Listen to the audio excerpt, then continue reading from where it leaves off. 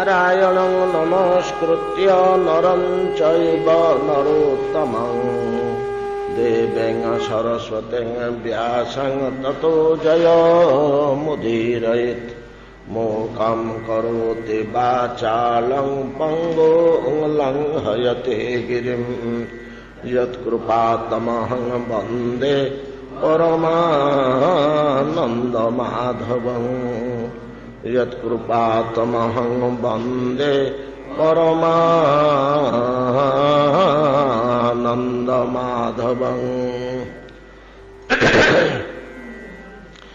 विगलितमदमान शुद्धचेत्ता प्रसभ विनशत अहंकृति प्रसन्ता नरहरि अमराप्त बंधुम इष्टाख्ययित शुचः खलु वैष्णवाः जयन्ति भगवती सततं प्रभकति भाजां शुभचरितं तव लक्षणोऽभ्यधायि श्रुतिपथ अवतीर्ण आशु पुंसां हरति मलं चिरसञ्चितं यदेतत् न हि धनमपि मृग्यते कदाचित् न खलु शरीरज खेद संप्रयोग मृदुलघुवचसाभिधान कीर्तिं भजनमहं तव दास्य एव चिन्ता शुभचरितमपि द्विषन्ति पुंसा स्वयमिह दुश्चरितानुबन्धचित्ता महदकुशलम् अवाप्य सुस्था भगवदन्य रसिका अवैष्णवास्ते। श्रील श्रीपाद नारद महर्षि इंद्रदमनଙ୍କ ରାଜସଭାରେ भक्त चरित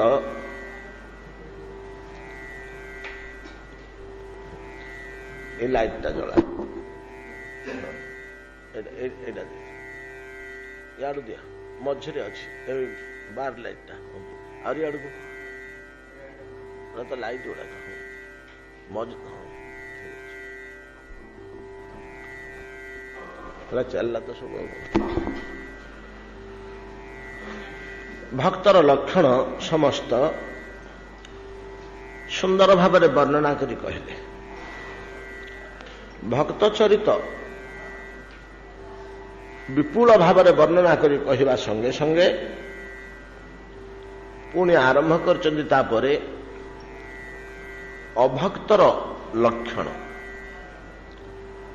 भक्तिहीन व्यक्तिर कि लक्षण किभली आचरण देखिले एगो हरिभक्ति विहीन पाषंड बोली कहा जाए। भक्ति विहीन व्यक्ति को पाषंड कहा जाए। अनेक ज्ञानी कर्मी लोक आम पाइबा जोगी मध्य पाइबा किंतु सेमानक भितरे अत्यंत गोपन रे लुचि भक्तिर अंश थाए। कहीं कर्म हो ज्ञान हो भक्ति जोग हो अल्प टिके भक्ति जदि ता साथरे न मिसिब से तार संपूर्ण फल दे पारे ना बोली शास्त्र रे निर्णय करा जाउछि।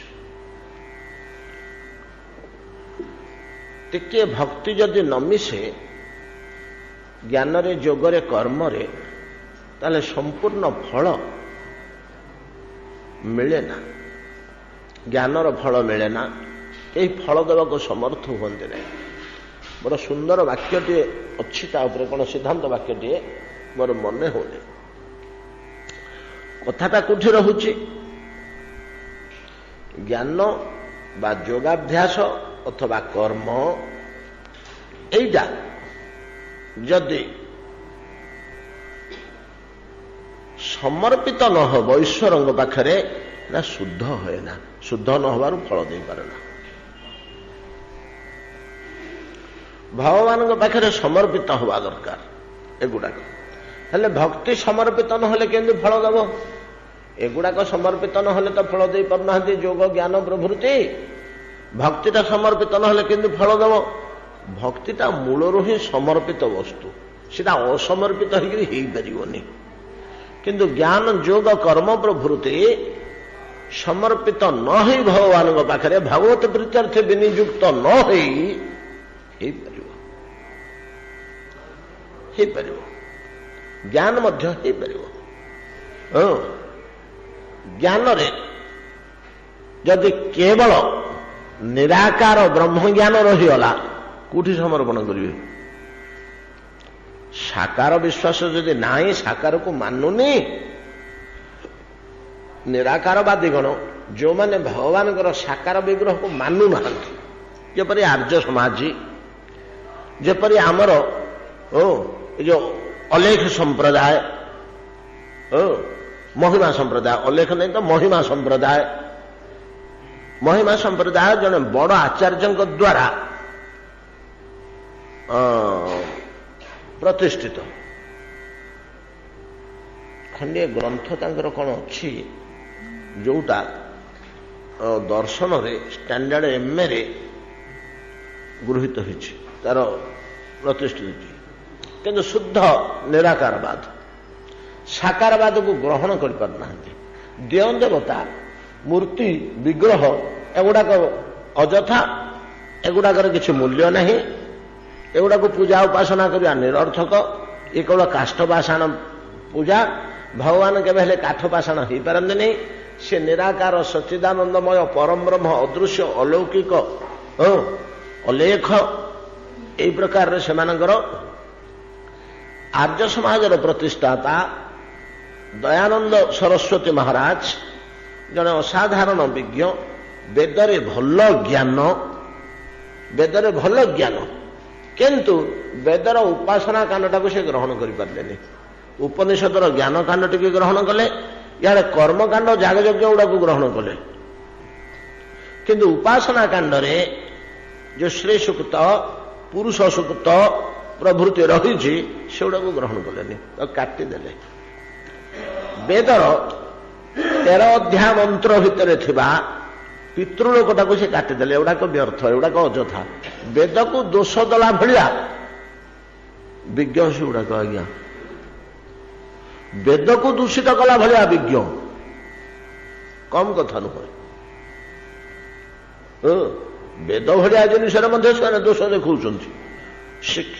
ଏଟା କୋଉଠୁ ତାଙ୍କର ଆସିଲା? ଯାହା ହଉ, ଏଟା ଆମେ ସମାଲୋଚନା ଦୃଷ୍ଟିରୁ କୁହାଯାଉନି। ଯଥାର୍ଥ ବିଚାର ଦ୍ୱାରା ନିରାକାର ଜ୍ଞାନର ସାକାର ଅଂଶ ଟିକେ ଯଦି ନ ମିଶିବ, ଭଗବାନଙ୍କର ସାକାର ସ୍ୱରୂପକୁ ରାମକୃଷ୍ଣ, ବରାହ, ବାମନ, ଜଗନ୍ନାଥ, ତିରୁପତି ଇତ୍ୟାଦି ନାରାୟଣ, ବିଷ୍ଣୁ, କୃଷ୍ଣ, ଏସବୁ ମୂର୍ତ୍ତି ଗୁଡ଼ିକୁ ଯଦି ନ ମାନିବ, ଅର୍ଥାତ୍ ଭକ୍ତିର ଗନ୍ଧ ଯଦି ନ ରହିବ, ଖାଲି ଜ୍ଞାନଟା ଅହଙ୍କାର ଜାତ କରେ। ଗୋଟେ ଅହଙ୍କାର ଜାତ କରେ। କି ଅହଙ୍କାରଟାର ବୀଜଟା କୋଉଠୁ ଆସେ? ସେ ବେଦରୁ ଆସେ। ଅହଂ ବ୍ରହ୍ମାସ୍ମି ସର୍ବଖଲ୍ବିଦଂ ବ୍ରହ୍ମ, ମୁଁ ମଧ୍ୟ ବ୍ରହ୍ମ। ଏଇଠୁ ଅହଙ୍କାରର ବୀଜ ଆରମ୍ଭ ହୁଏ। ସେ ଅହଙ୍କାରଟା ଏ ଧନ ଦର୍ପ, ବଳ ଦର୍ପ ଭଳିଆ ନୁହଁ। ସେ ଜ୍ଞାନାହଙ୍କାର ଭିତରେ ଗୋଟେ ଲୁକାହିତ ହୋଇ ରହେ। ସେ ମନୋଭାବ ସୃଷ୍ଟି କରେ ଯେ ଭଗବାନଙ୍କର ଶ୍ରୀ ବିଗ୍ରହ ଗୁଡ଼ାକୁ ମଧ୍ୟ ସେ ତୁଚ୍ଛ କରିଦିଏ, ମହାପ୍ରସାଦ ଛୁଏଁ ନା। ଆପଣ ଦେଖିଛନ୍ତି କୌଣସି ଆର୍ଯ୍ୟ ସମାଜ ଆସିବା ମନ୍ଦିରକୁ, ଜଗନ୍ନାଥ ମନ୍ଦିରକୁ ପ୍ରଣାମ କରିବାକୁ, ମହାପ୍ରସାଦ ବିନ୍ଦୁକୁ ଛୁଅନ୍ତୁନି। ଆପଣଙ୍କର ତୁଳସୀ ପଡ଼ି ଭୋଗ ଲାଗିଗଲେ ମହିମା ସମ୍ପ୍ରଦାୟର କୌଣସି ସାଧୁ ଛୁଇଁବେ? ଛୁଇଁବେନି। କାହିଁକି ନା ସେମାନେ ସାକାର ତତ୍ତ୍ୱଟାକୁ ମାନନ୍ତିନି। ସେଇଟା ଭକ୍ତିବିହୀନ ଜ୍ଞାନ। ଏତଦ ବ୍ୟତିରେକ ଶଙ୍କରାଚାର୍ଯ୍ୟଙ୍କର ଜ୍ଞାନ ଦେଖନ୍ତୁ, ମହାତ୍ମା ଶଙ୍କରାଚାର୍ଯ୍ୟଙ୍କର ଜ୍ଞାନ ସେଇ ନିରାକାର ଜ୍ଞାନ, ବ୍ରହ୍ମତତ୍ତ୍ୱର ବିଶେଷ ବିଶ୍ଳେଷଣ, ସବୁଯାକ ଜଟିଳ ରହସ୍ୟ ଉନ୍ମୋଚନ କରି ଥୋଇଲେ।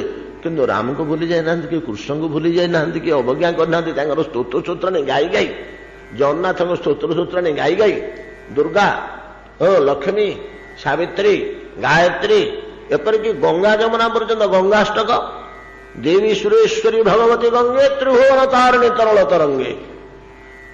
ସେପଟ କଥା, ଦେବାଦେବୀଙ୍କ କଥା ଛାଡ଼ନ୍ତୁ, ଗଙ୍ଗା ଯମୁନା ପର୍ଯ୍ୟନ୍ତ ଯମୁନାଷ୍ଟକ, ଗଙ୍ଗାଷ୍ଟକ,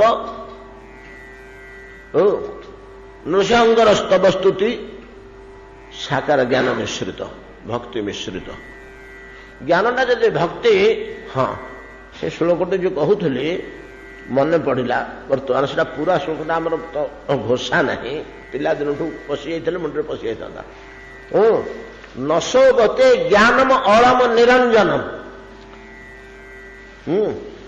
ନୈଷ୍କର୍ମ୍ୟ ବାପ୍ୟ, ନୈଷ୍କର୍ମ୍ୟଟା ଯଦି ଈଶ୍ୱରାର୍ପିତ ନହେଲା, ନଶୋଭତେ ଜ୍ଞାନମ ଅଳମ ନିରଞ୍ଜନମ, ଅଳମ କେବଳ ଶୁଦ୍ଧ ଜ୍ଞାନ, ନିରଞ୍ଜନ ଜ୍ଞାନ, ନିରାକାର ଜ୍ଞାନ, ଭକ୍ତି ମିଶୁନି, ବିଗ୍ରହ ମାନଙ୍କୁ ମାନୁନି, ମୂର୍ତ୍ତି ମାନଙ୍କୁ ମାନୁନି, ଖାଲି ଭଗବାନଙ୍କୁ ମାନୁଛି। ବ୍ରହ୍ମ ଅଦୃଶ୍ୟ ନିରାକାର, ସର୍ବବ୍ୟାପକ,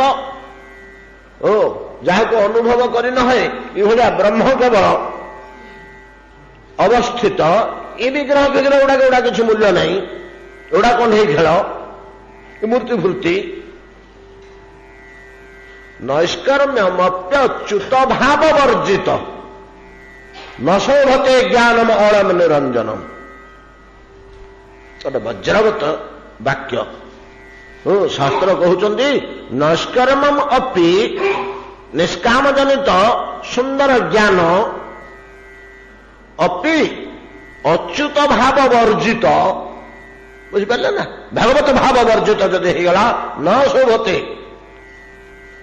ଅଚ୍ୟୁତ ଭାବ ବର୍ଜିତ, ଭାଗବତ ଭାବ ବର୍ଜିତ, ନୈଷ୍କର୍ମ୍ୟ ଜନିତ ନିରଞ୍ଜନ ଜ୍ଞାନ ବା ବ୍ରହ୍ମ ଜ୍ଞାନ, ନିରାକାର ଜ୍ଞାନ, ନିରଞ୍ଜନ ନିରାକାର ଜ୍ଞାନ ନ ଶୋଭତେ, ଶୋଭା ପାଏ ନା କି ଫଳ ଦିଏ ନା କି କଲ୍ୟାଣ କରେ ନା। ନୈଷ୍କର୍ମ୍ୟମପ୍ୟଚ୍ୟୁତ ଭାବ ବର୍ଜିତ, ନ ଶୋଭତେ ଜ୍ଞାନମ ଅଳମ ନିରଞ୍ଜନମ। ଗୋଟେ ବଳିଷ୍ଠ ସିଦ୍ଧାନ୍ତ। ଏତାଦୃଶ ଜ୍ଞାନ ମଧ୍ୟ କଲ୍ୟାଣକାରୀ ନୁହେଁ। ଯୋଗରେ ମଧ୍ୟ ଯଦି ଭଗବତ ଭକ୍ତି ଟିକେ ନ ମିଶିଲା ବିନ୍ଦୁରେ, ଟିକେ ନାକୁ ମିଶିଯିବ, ସେ ସଫଳ ହେଇଯିବ, ସୁନ୍ଦର ହେଇଯିବ। ଭକ୍ତି ବିହୀନ ଖାଲି ଯୋଗ, ସେ ଖାଲି ବଳ, ଦର୍ପ, ମେରାକଲ, ଅଲୌକିକ ଶକ୍ତି, ଅତିମାନୁଷତା, ଏଥିରୁ ଗୋଟେ ସୃଷ୍ଟି କରିବ, ସେ ସୁଖଦାୟୀ ହବନି। ଭଗବତ ଭାବ ମିଶିଥିବା ଦରକାର। କର୍ମ ମଧ୍ୟ ସେୟା। କର୍ମ ଯଦି ଖାଲି ଯାଗ ଯଜ୍ଞ, ଦାନ ତୀର୍ଥ ପ୍ରଭୃତି କରୁଛୁ, କିନ୍ତୁ ଭଗବତ ଭାବ ନାହିଁ, ଭକ୍ତି ଭାବ ନାହିଁ। ପ୍ରୟାଗରେ ସ୍ନାନ କଲା, ମାଧବକୁ ପଥର ମୂର୍ତ୍ତିଟାକୁ କାହିଁ ଦେଖିବାକୁ ଯିବ? ହେ, ତୀର୍ଥ ସ୍ନାନ କଲ, ସେତିକି ହେଲାନି ଯେ ଗୋଟେ ପଥରଟା ଦେଖିଲେ ତମର ଧର୍ମ ହବ? ଏଇଭଳିଆ ସେମାନେ ବାକ୍ୟ କହନ୍ତି, ଏଇଭଳିଆ ବାକ୍ୟ କହନ୍ତି। ପରୋପକାର ଅର୍ଥ ଦାନ କରିବ। ଭଗବାନ ଯଦି କଣ ସମ୍ବନ୍ଧ? କି ଭଗବାନ ଭଗବାନ ହଉଛ? ସେ ତ ବ୍ରହ୍ମ ବ୍ୟାପକ ନିରଞ୍ଜନ। ସେ କଣ ରୂପ ନେଇକି ତମ ଆଗରେ ଠିଆ ହବ ନା ଡାକିଲେ ଶୁଣିବ? ତାର ସୁଖ ନାହିଁ କି ଦୁଃଖ ନାହିଁ, ସେ ତ ନିର୍ବିକାର, ସକଳ ଭାବ ଶୂନ୍ୟ, ସକଳ ଭାବ ବର୍ଜିତ ବ୍ରହ୍ମ ପଦାର୍ଥ। ସେ ଏକ ସ୍ଥାଣୁ, ଅଚଳ, ସନାତନ, ପାଷାଣ ତୁଲ୍ୟ ଏକ ବସ୍ତୁ। ଶ୍ରୀ ବିଗ୍ରହ ମାନଙ୍କ ପାଖରେ ଯୋଉ ସ୍ନେହ, ଦୟା, କରୁଣା, କୃପା, ଭକ୍ତି, ଭଲ ପାଇବା, ଏଗୁଡାକ ସେମାନେ ଅନୁଭବ କରିବେ। ଏଗୁଡା ଭକ୍ତିର ଅଙ୍ଗ ଗୁଡାକ, ଏଗୁଡା ସେମାନେ ଅନୁଭବ କରିପାରନ୍ତିନି। ବରଂ ସେମାନଙ୍କର ହୃଦୟଟା ଶୁଷ୍କ, ନିରସ, କଠିନ ହୋଇଯାଏ। ଭକ୍ତି ଟିକେ ନ ମିଶିଲେ ଏଗୁଡାକ ଫଳ ଦିଏ ନା କିଛି। ଭକ୍ତି ଟିକେ ମିଶିଲେ ହେଇଯାଇ ଫଳ ଦବ। ସ୍ପଷ୍ଟ ଭାବରେ ସୁଖଦେବ ଗୋସ୍ୱାମୀ କହିଦେଲେ। ଆମେ ପରା ଆଲୋଚନା କରିଛେ, ଏ ଶ୍ଲୋକର ବ୍ୟାଖ୍ୟା କରିଛେ ବହୁତ ଦିନ ତଳେ, ବର୍ଷେ 1.5 ବର୍ଷ କି 2 ବର୍ଷ ହେଇଯିବ। ଯଶସ୍ୱିନ ଦାନ ପରା ମନସ୍ୱିନ, ତପସ୍ୱିନ ମନ୍ତ୍ର ବିଦା ସୁମଙ୍ଗଳା, କ୍ଷେମ ନ ବିନ୍ଦନ୍ତି ବିନା ଯଦର୍ପଣ। ସାଧନାଟା ଯଦି ଈଶ୍ୱରାର୍ପିତ ନ ହେଲା, ଭଗବତ ପ୍ରୀତ୍ୟର୍ଥେ ବିନିଯୋଗ ନ ହେଲା, ତାଙ୍କ ସୁଖ ପାଇଁ ଯଦି ସାଧନ କରା ନ ହେଲା, ମୋ ସୁଖ ପାଇଁ ଯଦି ମୁଁ ସାଧନା କଲି, ମୋର ମୁଁ କଲ୍ୟାଣ କରିପାରିବି କି କେବେ ହେଲେ? ମୁଁ ତ ଦୈବାଧୀନ, ମୁଁ କଣ ସ୍ୱତନ୍ତ୍ର? କେତେବେଳେ ଶକ୍ତିଶାଳୀ ହେଲେ ମଧ୍ୟ କେଡ଼େ କେଡ଼େ ଲୋକ ତ ପଳେଇଛନ୍ତି ଭଳିଆ, ରାବଣ ଭଳିଆ ବିଦ୍ୱାନ, ସାଧକ, ଯୋଗୀ, ହିରଣ୍ୟକଶ୍ୟପ ଭଳିଆ ମହାତପସ୍ୱୀ ମହାଯୋଗୀ ହିରଣ୍ୟକଶ୍ୟପ ତପସ୍ୟା ଦେଖିଲେ ପରା ଆପଣ, ବର୍ଣ୍ଣନା କରିଛେ ଆମେ। ଏମାନଙ୍କର ଜୀବନରେ କଲ୍ୟାଣ ହେଇଛି ଭାଗବତ ଭାବ ବର୍ଜିତ ହେଇକିରି। କେଡ଼େ ବଡ଼ ତପସ୍ୱୀ ହଉ, କେଡ଼େ ବଡ଼ ଯୋଗୀ ହଉ, କଲ୍ୟାଣ ହବନି। ଅତଏବ ଭକ୍ତି ଏଭଳିଆ ଗୋଟିଏ ଜିନିଷ, ସେଇଥିରୁ ବିନ୍ଦୁଏ ନ ମିଶିଲେ କେହି ହେଲେ ସଫଳତା ଦେଇପାରିବେନି, ବରଂ ବିପରୀତ ଧର୍ମୀ ହେଇଯିବେ। ଭକ୍ତି ଭଳିଆ ମହାନ ଜିନିଷ। ନାରଦ ଗୋସାଇଁ ଆପଣ ଭକ୍ତି ସମ୍ବନ୍ଧରେ, ଭକ୍ତ ଲକ୍ଷଣ ସମ୍ବନ୍ଧରେ ବିପୁଳ ବିସ୍ତାର ଭାବରେ କହିଲେ। ଭଲ, ଆମେ ଶୁଣିଲୁ, ବଡ଼ ଆନନ୍ଦ ଲାଗିଲା। ଆଉ ଭାରି ଭଲ ଲାଗିଲା। ସ୍କନ୍ଦ ପୁରାଣ ଯେ ବଡ଼ ମହାନ ବସ୍ତୁ, ଏ ଜ୍ଞାନ ଆମର ନଥିଲା। ଏତେ ଦୁର୍ଲଭ ସିଦ୍ଧାନ୍ତ ତା ଭିତରେ ଅଛି, ଏ ଜ୍ଞାନ ଆମର ନଥିଲା। ଆଗ ବିଶ୍ଳେଷଣ କରିବା ଫଳରେ ପାଇଲୁ, ତାକୁ ବଡ଼ ଭଲ ଲାଗିଲା। ଠିକ ଅଛି, ଅଭକ୍ତ ଗୁଡାକର କଥା କାହିଁ କହୁଛନ୍ତି? ମୁଁ ଭକ୍ତମାନଙ୍କର କଥା ତ କହିଲେ କହିଲେ, ଅଭକ୍ତ ଗୁଡାକର କଥା କାହିଁ କହୁଛନ୍ତି? ଶୁଭଚରିତମ ଅପି ଦ୍ୱିଷନ୍ତି ପୁଂସା ସ୍ୱୟମିହ ଦୁଶ୍ଚରିତାନୁବନ୍ଧ ଚିତ୍ତା। ଯିଏ ଅଭକ୍ତ, ତା ହୃଦୟଟି ସବୁବେଳେ ଦୁଶ୍ଚରିତ୍ରରେ ଅନୁବନ୍ଧ ହେଇକିରି ଥିବ। ଦୁଷ୍ଟ ଚରିତ୍ରରେ, ହିଂସା, ବିଦ୍ୱେଷ, ପରର କ୍ଷତି କରି ପକାଇବା, କଠୋର, ନିର୍ଦ୍ଦୟତା, ନିଷ୍କରୁଣ ଭାବ, ସ୍ନେହ ପ୍ରେମ ପ୍ରୀତି ବର୍ଜିତ, ଦୟା ମାୟା ଶୂନ୍ୟ, କେବଳ ସ୍ୱାର୍ଥ ବିଜଡ଼ିତ। ତାର କଣ ହଉଛି ହଉ, ମୋର ଠିକ ଥିଲେ ଗଲା, ମୋର କର୍ତ୍ତବ୍ୟ କେବଳ ମୋରଟି ସଜାଡ଼ିବା, ତାର କଣ ହେଲେ ସେଥିପାଇଁ ମୁଁ କଣ କରିବି? ଏଇଟା ହଉଛି ଅଭକ୍ତର ଲକ୍ଷଣ। ତ ଦୁଶ୍ଚରିତାନୁବନ୍ଧ ଚିତ୍ତା ଏବଂ ଶୁଭଚରିତମ ଅପି ଦ୍ୱିଷନ୍ତି ପୁଂସା। ପୁଂସାଂ ଶୁଭଚରିତମ ଅପି, ଅନେକ ଭଲ କର୍ମ, ଭଲ ଲକ୍ଷଣ, ଭଲ ଗୁଣ ଥିବା ବ୍ୟକ୍ତି ହେଲେ ମଧ୍ୟ ତାର ଭଲ ଗୁଣରେ ଏମାନେ ଦୋଷ ଦେଖନ୍ତି। କାଲି ଆମେ ଆଲୋଚନା କରିଛେ, ବ୍ରଣମ ଇଚ୍ଛନ୍ତି ମକ୍ଷିକା। ତାର କୋଉଠି ଦୋଷ ଅଛି ଖୋଜୁଥିବେ, ଭଲ ଗୁଣ ଗୁଡାକ ଦୁଷିବନି।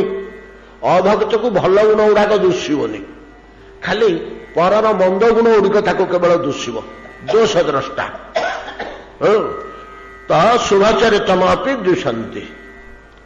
ଭଲ ଲୋକ ହେଲେ ମଧ୍ୟ, ସାଧୁ ଲୋକ ହେଲେ ମଧ୍ୟ, ସତ୍କର୍ମ ଆଚରଣକାରୀ ହେଲେ ମଧ୍ୟ ତାର କର୍ମକୁ ଏମାନେ ସମାଲୋଚନା କରନ୍ତି, ନିନ୍ଦା କରନ୍ତି, ଦୋଷ ଖୋଜି ବାହାର କରନ୍ତି। ଦୋଷ ନ ପାଇଲେ ଗୁଣଟାକୁ ଦୋଷ ରୂପେ ବିବେଚନା କରି ବର୍ଣ୍ଣନା କରନ୍ତି। ଯଦି ଦୋଷ ନ ପାଉଛନ୍ତି, ଯଦି ଦୋଷ ନ ପାଉଛନ୍ତି ଗୋଟେ ଲୋକର, ତାହେଲେ ମଧ୍ୟ ତାର ଗୁଣରେ ଦୋଷ ଆରୋପ କରି ବର୍ଣ୍ଣନା କରନ୍ତି। ଏଗୁଡାକ ଅଭକ୍ତ ମହାରାଜ। ଏମାନଙ୍କ ପାଖରେ ଭକ୍ତି ନାହିଁ ବୋଲି ଜାଣିବ। ଏମାନଙ୍କ ହୃଦୟରେ ଭକ୍ତିର ଗନ୍ଧ ନାହିଁ। ମହତ ଅକୁଶଳ ଅବାପ୍ୟ ବାପ୍ୟ ସୁସ୍ଥା ଭଗବଦନ୍ୟ ରସିକା ଅବୈଷ୍ଣବାସ୍ତେ। ଏଗୁଡାକ ଅଭଗତ, ଅବୈଷ୍ଣବ। କଣ ନା, ବଡ ଧରଣର ବିପଦ ପଡିଗଲେ ମଧ୍ୟ ତାଙ୍କ ମନଟା ଭଗବାନ ଆଡକୁ ଯିବନି। ଆହେ ପ୍ରଭୁ ରକ୍ଷା କର, ଏଇଟା ତାଙ୍କ ହୃଦୟରୁ ବାହାରିବନି କି ମୁହଁରୁ ବାହାରିବନି। ନାନା ପ୍ରକାରର ଖଳ ପ୍ରକୃତି ପ୍ରୟୋଗ କରିବେ ସିନା, ନିଜ ଉପରେ ଯଦି କିଛି ବିପଦ ଆସିଗଲା, କିଛି ଦୁଃଖ ଆସିଗଲା, ସେ ବିପଦରୁ ବା ଦୁଃଖରୁ ନିଜର ଆତ୍ମ ଉଦ୍ଧାର ନିମନ୍ତେ ନାନା ପ୍ରକାର ଅନ୍ୟ ବାଟ ପଛେ ଖୋଜିବେ। କୁଟିଳ ଜଟିଳ ବା କଠୋର ନିର୍ଦ୍ଦୟ ପଥ ପଛେ ଖୋଜିବେ। ଭଗବାନଙ୍କ ପାଖରେ କେବେ ହେଲେ ତାଙ୍କର ମୁଣ୍ଡ ନଇବନି, ପ୍ରଭୁ ମୋତେ ରକ୍ଷା କର। ସେମାନଙ୍କର ତ ବିଶ୍ୱାସ ନାହିଁ, କାଷ୍ଠ ପାଷାଣ ବୋଲି ସେମାନେ ଭାବୁଛନ୍ତି। ଆଉ ତାଙ୍କର କଣ ମୁଣ୍ଡ ନଇବେ? ତାର ମୂଲ୍ୟଟା ବୁଝିଲେ, ତାକୁ ଈଶ୍ୱର ବୋଲି ଗୋଟେ ଧାରଣା ସୃଷ୍ଟି ହେଲେ ତ ହଁ ହଁ ଇଏ ମୋତେ ରକ୍ଷା କରିପାରିବେ, ଇଏ ଅନନ୍ତ ଶକ୍ତିଶାଳୀ, ଇଏ ସାକ୍ଷାତ ଶ୍ରୀଗୋବିନ୍ଦ, ଏ ଭାବନା ଆସିଲେ ତ ସେ ଯାଇକିରି ସେଠି ମୁଣ୍ଡ ନଇବ। ସେ ତ ଗୋଟେ ବୁଝୁନି କି ଜାଣୁନି କି ସେଗୁଡାକୁ ଗୋଟେ ଖେଳନା, ଗୋଟେ ପ୍ରହସନ। ଏମିତି ଗୋଟେ କେତେକ ଧର୍ମ ଯାଜକ ଏମିତି ଗୋଟେ ମୂର୍ତ୍ତି ଥୋଇ ଫୁଲ ଫୁଲ ପିନ୍ଧେଇ ଭୋଗରାଗ କରି ଘଣ୍ଟି ଘଣ୍ଟା ବଜେଇକିରି ଲୋକଙ୍କଠୁ ଅର୍ଥ ଆଦାୟ କରି ପଇସା ଆଦାୟ କରି ଗୋଟେ ପାଲା ଏଇଟା କରିଛନ୍ତି। ଏଇଟା ହେଲା ତାର ଧାରଣା, ଏ ଗୋଟେ ଶୋ। ୟାକୁ ଦେଖେଇକିରି ଲୋକଙ୍କୁ ଭୁଲେଇ ସେମାନଙ୍କ ମନରେ ଧର୍ମ ଧାରଣା ସୃଷ୍ଟି କରି ଏଇଟା ଈଶ୍ୱର ବୋଲି କହି ସେଥିରୁ କିଛି ଅର୍ଥ ମାରି ନେବା ପାଇଁ ଗୋଟେ ପ୍ରହସନ। ଏଇଟା ତ ଆର୍ଯ୍ୟ ସମାଜ କହିଛନ୍ତି। ସତ୍ୟାର୍ଥ ପ୍ରକାଶରେ କୁହାଯାଇଛି, ଦୟାନନ୍ଦ ସରସ୍ୱତୀଙ୍କ ରଚିତ ସତ୍ୟାର୍ଥ ପ୍ରକାଶ, ଯୋଉଥିରେ ଉପାସନା ପଦ୍ଧତି କି ପୁରା କାଟି ଦିଆହେଇଛି, ପିତୃ କର୍ମକାଣ୍ଡ ଶ୍ରାଦ୍ଧ ପ୍ରଭୃତି କି ପୁରା କାଟି ଦିଆହେଇଛି। ସ୍ପଷ୍ଟ ଏଇଭଳିଆ ବାକ୍ୟ ରଚନା କରିଛନ୍ତି ଦୟାନନ୍ଦଜୀ। ହରେ ପୁରୋହିତ, ଏଇଭଳିଆ ସମ୍ବୋଧନ। ତା ବାପ କୁ କାଳେ ମଲାଣି, ତୁ ଏଠି ପିଣ୍ଡ ଦେଇଦେଲେ ଯଦି ସିଏ ଖାଇଦଉଛି, ତୁ କାହିଁକି ତୋ ଘରକୁ ଖାଇବାକୁ ଯାଉଛୁ? ଏଠି ବସିଛୁ, ତୋ ପୁଅ ସେଠି ପିଣ୍ଡ ଦେଇଦେଲେ ତ ତୋର ଏଠି ପେଟ ପୁରି ଯାଆନ୍ତା। ଘରକୁ କାହିଁକି ଖାଇବାକୁ ଯାଉଛୁ? ପୁଅକୁ କହିଦେଉନୁ ମୁଁ ଆସିବିନି ଆଜି, ମୋ ପାଇଁ ଗୋଟେ ପିଣ୍ଡ ଦେଇଯିବୁ ଘରେ। ଏ ବାକ୍ୟ ସ୍ପଷ୍ଟ ଲେଖିଛନ୍ତି ସଂସ୍କୃତରେ।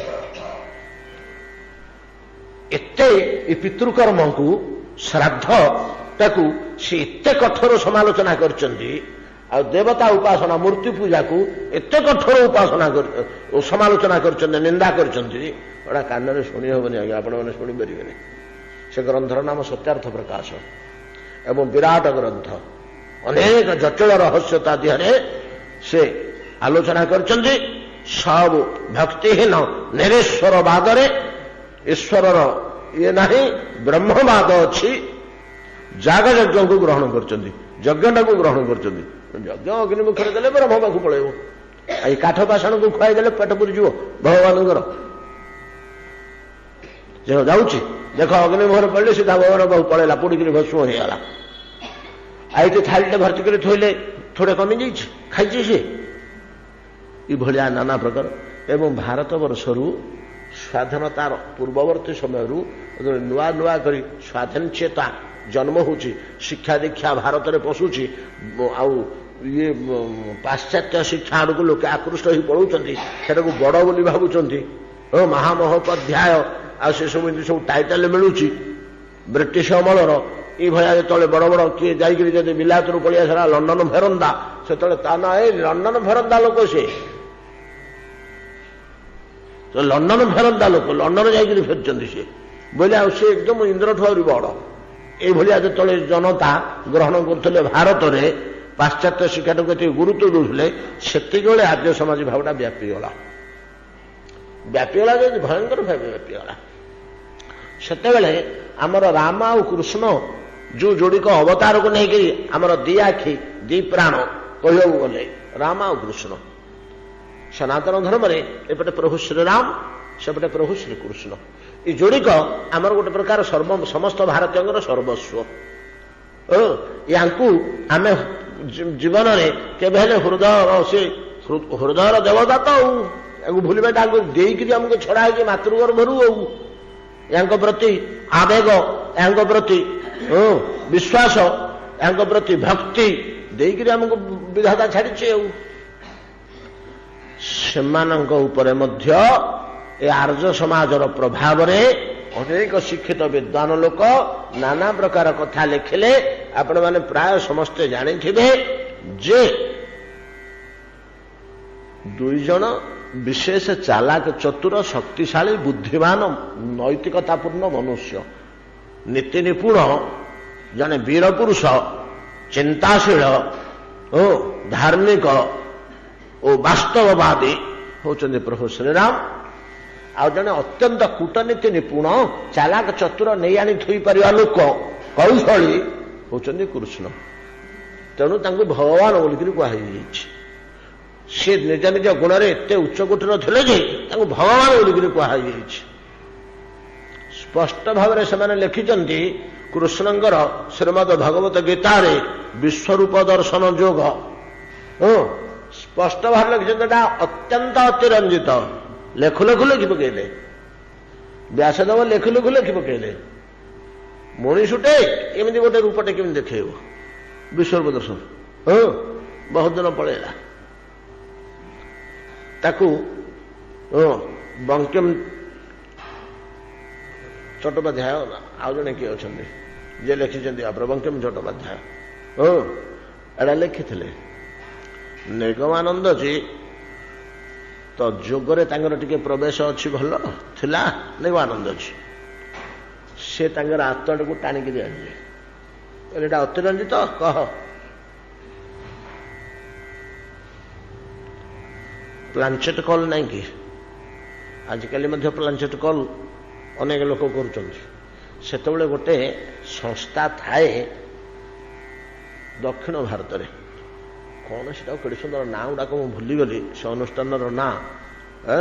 ସେମାନେ ଏଇ ଜିନିଷ ଗୁଡ଼ାକ ଉପରେ ଭଲ ମେସମରିଜିମ୍, ପ୍ଲାଞ୍ଚେଟ୍ କଲ୍ ଓ ଭୌତିକ ବସ୍ତୁ ଉପରେ ଗବେଷଣା କରି ଗୋଟେ ଭଲ ଅନୁଷ୍ଠାନଟେ ଥାଏ। ସେ ଅନୁଷ୍ଠାନ ଏଗୁଡ଼ାକ ସବୁ ଦିଏ। ନିଗମାନନ୍ଦଜୀ ଯେତେବେଳେ ସନ୍ନ୍ୟାସୀ ହେଇନଥିଲେ, ଗୃହତ୍ୟାଗୀ ହେଇନଥିଲେ, ଚାକିରି ବାକିରି କରୁଥିଲେ, ସେତିକି ବେଳେ ସେ ଓଭରସିୟର ଚେନା କ'ଣ ଥିଲେ ନାକି ବଙ୍ଗରେ, ସେ ସେତିକି ବେଳେ ସେଇଠୁ ଯାଇକିରି ଏଗୁଡ଼ାକ ଶିକ୍ଷା କରୁଥିଲେ। ପ୍ରଥମେ ନାଁଟା ମନେ ପଡ଼ିବ ସେ ଅନୁଷ୍ଠାନର ନାଁଟା। ସେ ପ୍ଲାଞ୍ଚେଟ୍ କଲ୍ ମାଧ୍ୟମରେ ତାଙ୍କ ଆତ୍ମାକୁ ଟାଣିଲେ।